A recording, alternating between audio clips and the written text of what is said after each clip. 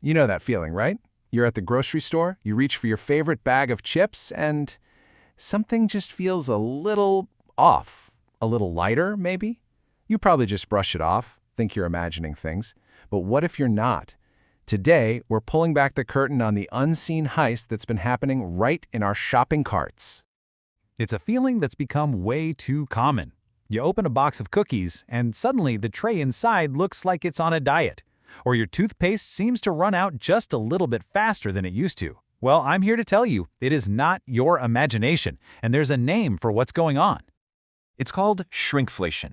Yeah, it's a mashup of shrink and inflation, and it's basically a super stealthy way for companies to pass costs on to you and me without having to slap a scary new price tag on the shelf.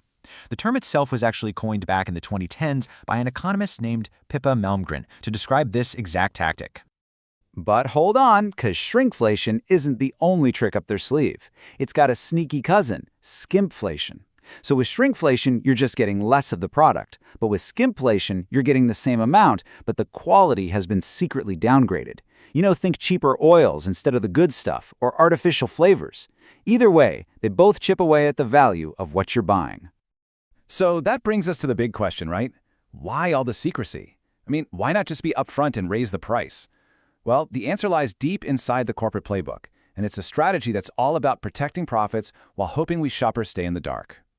It really boils down to three main things. First, their costs are going up. Ingredients, energy, labor, it's all getting more expensive. Second, the competition is fierce. No company wants to be the first one to raise their price because they're terrified you'll just walk over and grab their competitor's product.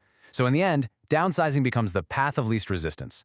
It's their way to pass on those costs without spooking us at the checkout line.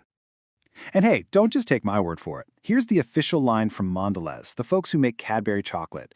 They frame it as this tough decision, a necessary evil to keep their products on the shelves. It's that classic defense, right? We're actually doing this for you, the consumer. All right, so we've got the motive. But where's the proof? Let's take a look at some real-world examples that show just how common this has become. And seriously, the evidence is everywhere. From your morning coffee to your post-workout drink, major brands are trimming ounces and grams left and right. Think about it. That big can of Folgers lost nearly 15% of its coffee. And the Aquafresh toothpaste, it lost a full quarter of the product. These are just tiny little tweaks. These are serious cuts that really add up over time. So, what's the real cost of all this disappearing product? Well, research shows that in the year after a product gets smaller, the price you pay per ounce or per gram jumps by an average of 12%. It is a hidden price hike, plain and simple. And this right here, this is the aha moment. This is the secret behind the whole strategy. The market data is so clear. If you raise your price by just 1%, your sales drop by over 1%. But if you shrink the package by 1%, sales barely even budge. Companies are banking on a simple psychological truth. We are way more likely to notice a higher price than a lighter box. The whole strategy is literally built on us not paying close enough attention. And just when you think it can't get any worse, sometimes companies hit you with a double whammy. Just look at what happened with Pringles in Australia. First, the tube got smaller. That's classic shrinkflation. But then, customers started complaining that the chips themselves just tasted blander. And that's a perfect case of skimpflation.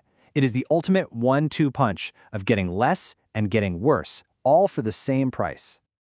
But here's the good news. People are starting to notice.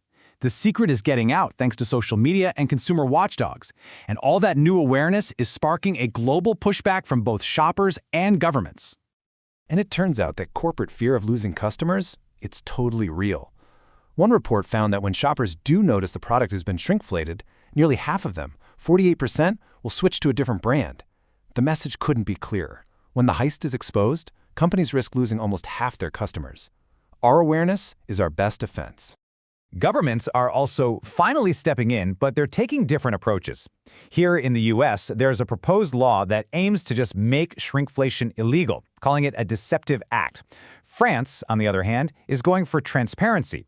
They're not banning it, but they are forcing stores to call it out right there on the shelf. And this is what that French approach actually looks like. For 2 whole months, stores have to display this exact language, clearly stating the old size, the new size, and exactly how much the price per unit went up. It's designed to completely get rid of the secrecy that makes shrinkflation work in the first place. Okay, so all this awareness is great, but what can you do about it on your next shopping trip? Well, it's time to arm yourself with a Consumer Toolkit so you can become your own shrinkflation detective. Here are 4 simple steps. First, master unit pricing. That's the tiny print on the price tag that tells you the cost per ounce or per gram. It is your absolute best friend for finding the true value. Second, get suspicious anytime you see new and improved packaging. It's often just a smokescreen for a smaller size. Third, compare different brands, especially the store brands. And finally, trust your gut. If a package feels lighter than you remember, it probably is. Check the net weight on the label. You know, this quote from consumer advocate Ruth Susswain just hits the nail on the head. At the end of the day, this is all about fairness and transparency. You should get what you pay for, not a bag that's half full of air. Which brings us to our final question. With new laws demanding transparency and with all of us watching more closely, could we actually see the end of shrinkflation? Or will companies just find new, even more clever ways to give us less for more? The unseen heist continues, but now our eyes are open. We know how to spot the culprits, and more importantly, we know how to protect our wallets.